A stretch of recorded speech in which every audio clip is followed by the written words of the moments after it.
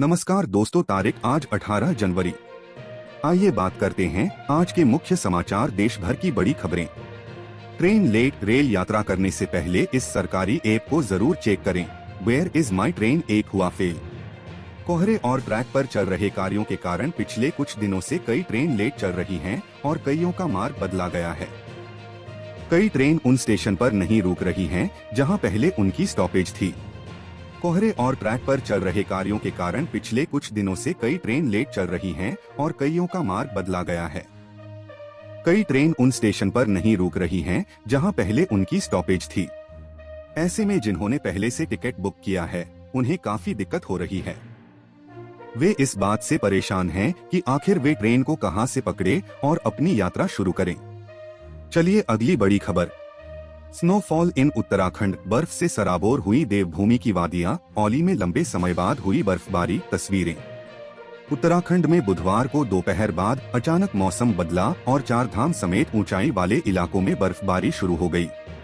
वहीं औली में लंबे समय बाद बर्फबारी होने से वादियां बर्फ से सराबोर नजर आई। ऊंचाई वाले इलाकों में बर्फबारी के साथ ही निचले इलाकों में पाला पड़ने से ठंड बढ़ गई है। वहीं मौसम विज्ञान केंद्र की ओर से जारी पूर्वानुमान के अनुसार आज मैदानी इलाकों में कोहरा छाने का अलर्ट है। चलिए अगली बड़ी खबर।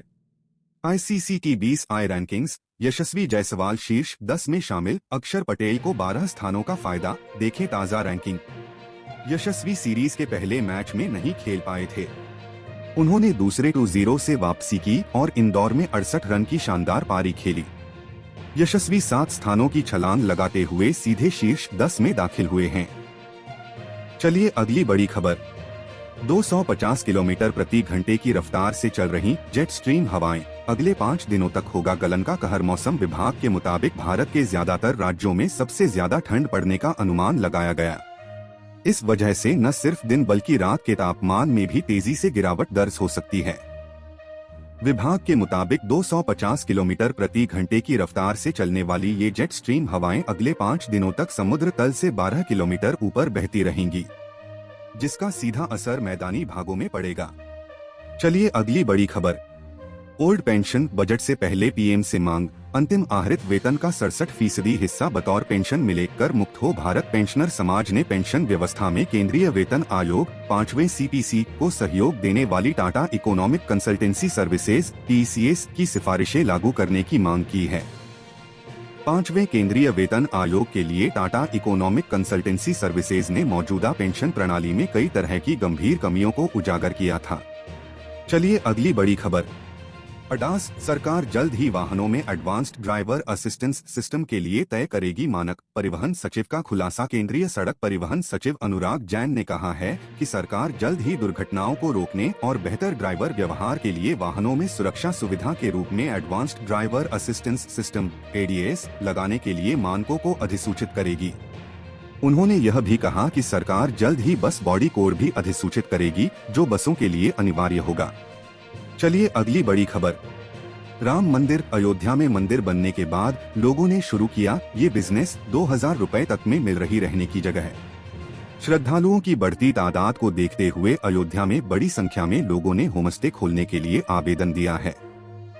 अयोध्या विकास प्राधिकरण (अदा) के अधिकारियों के अनुसार पिछले 1 साल में 600 घरों ने होमस्टे प्रमाण पत्र के लिए आवेदन किया है। अयोध्या में राम मंदिर की प्राण प्रतिष्ठा की तैयारियां लगभग पूरी हो चुकी हैं।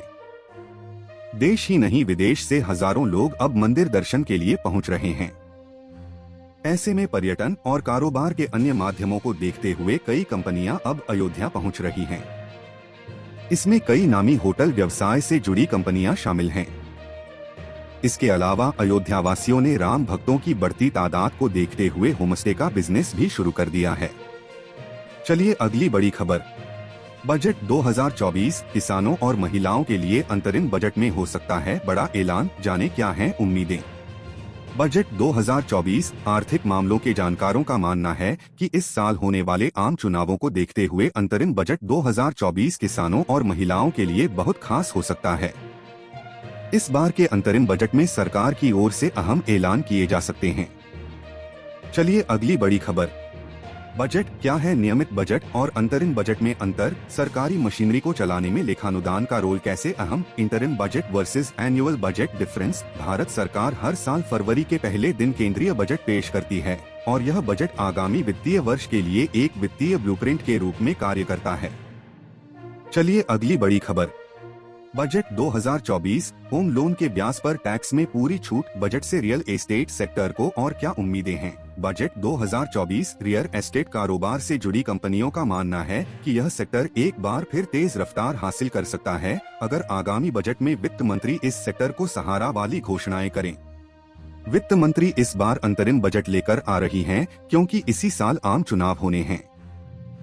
इस वीडियो को देखने के लिए धन्यवाद। लाइक सब्सक्राइब करें ताकि ताजा खबर मिल सके।